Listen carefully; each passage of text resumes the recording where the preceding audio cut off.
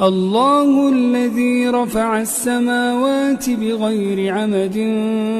ترونها ثم استوى على العرش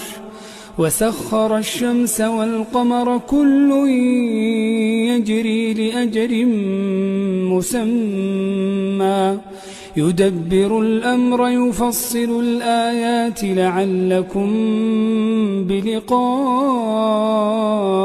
ربكم توقنون